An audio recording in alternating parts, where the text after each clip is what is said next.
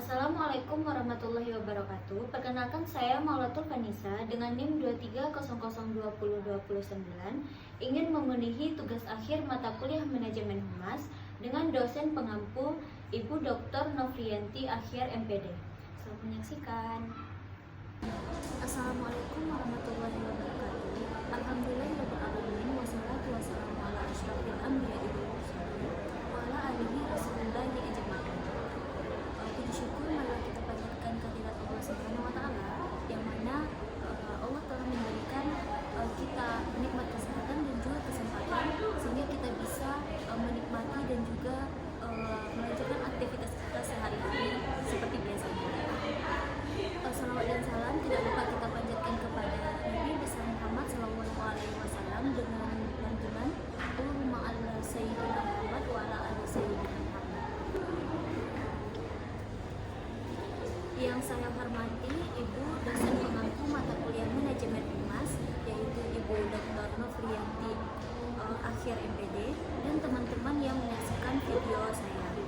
Baiklah, pada kesempatan kali ini saya ingin menyampaikan pidato dengan topik menurunnya kesantunan remaja pada saat sekarang. Teman-teman yang berbahagia, pemilihan kata-kata di kalangan masyarakat pada saat sekarang ini semakin menurun kesantunannya dibandingkan dengan zaman dahulu. Hal tersebut tampak pada ungkapan-ungkapan yang ada pada khalayak pada saat sekarang ini menyatakan tentang pendapat serta ketika berdemonstrasi ataupun rapat-rapat umum. Kata-kata mereka cenderung kasar dan terlalu lugas, dan itu memicu berpotensi menyerang. Tentu saja hal itu sangat menggores hati bagi si penerima kata-kata tersebut. Gejala yang terlihat pula pada penggunaan bahasa mereka oleh para politisi. Misalnya, ketika kita melontarkan kritik dan saran terhadap kebijakan pemerintahan atau kebijakan undang-undang yang beredar pada saat sekarang, tanggapan-tanggapan mereka terdengar sangat pedas, vulgar, hingga beberapa di antaranya itu cenderung memprovokatif atau cenderung menyudutkan. Kita sering menyaksikan kebiasaan berbahasa anak-anak dan juga remaja pada saat sekarang sangat menurun kesantunannya dikarenakan sebutan-sebutan dan juga lontaran kata yang terdengar sangat tidak pantas untuk didengar dan sangat miris.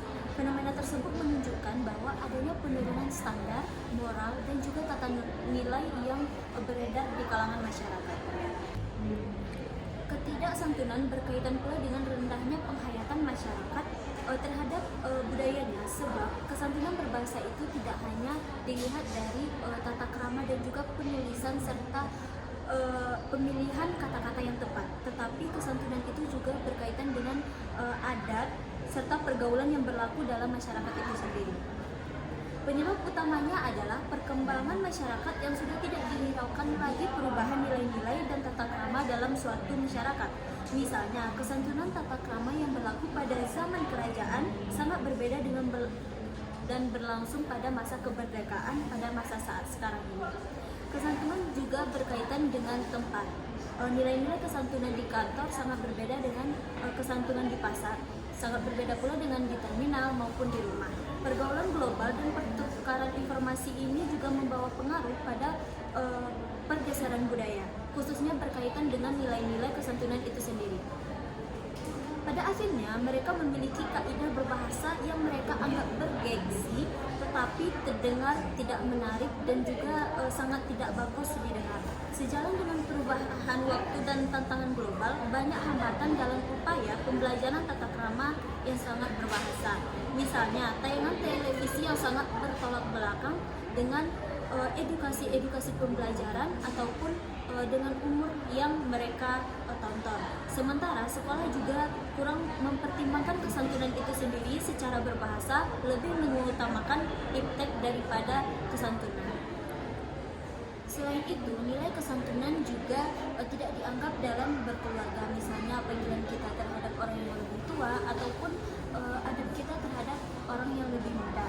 Nilai-nilai kesantunan berbahasa dalam beragama juga merupakan salah satu kewajiban manusia yang bentuknya berupa perkataan yang lembut dan tidak menyakiti hati orang lain. Kesantunan dipadankan pada konsep kaulan kalimah yang berarti ucapan yang lemah lembut, penuh dengan pemuliaan, penghargaan, serta penghubungan dan penghormatan kepada orang lain. Berbahasa santun juga sama maknanya dengan berbahasa qaulan ma'rufah yang berarti berkata-kata sesuai dengan nilai dan tata krama. Oleh karena itu, pendidikan etika berbahasa dan juga kesantunan memiliki peran yang sangat penting. Pemerolehan pendidikan kesantunan berbahasa ini sangat diperlukan sebagai salah satu syariat dalam beragama, beradab, bermoral, dan juga berpendapat serta bercerita dengan satu sama lain. Dengan kesantunan dapat terciptanya harmonisasi pergaulan dengan lingkungan sekitarnya. Penanaman kesantunan berbahasa juga sangat berpengaruh positif terhadap kematangan emosi seseorang. Semakin intens kesantunan berbahasa itu dapat ditanamkan, maka semakin baik pula emosi tersebut. Lalu sebaliknya, jika aktivitas berbahasa dengan emosi semakin erat, kemarahan, kesenangan, kesedihan, dan sebagainya tercermin dalam kesantunan dan ketidaksantunan itu. Berbahasa santun seharusnya sudah menjadi suatu tradisi yang dimiliki oleh setiap orang di masa dini umurnya. Anak perlu dibina dan dididik berbahasa santun. Apabila dibiarkan, mustahil rasa kesantunan itu akan hilang, sehingga anak tersebut bisa menjadi orang yang arogan, kasar, dan juga kering akan nilai-nilai etika dan agama. Tentu saja kondisi itu tidak diharapkan oleh orang tua dan kalangan masyarakat di lingkungan kita.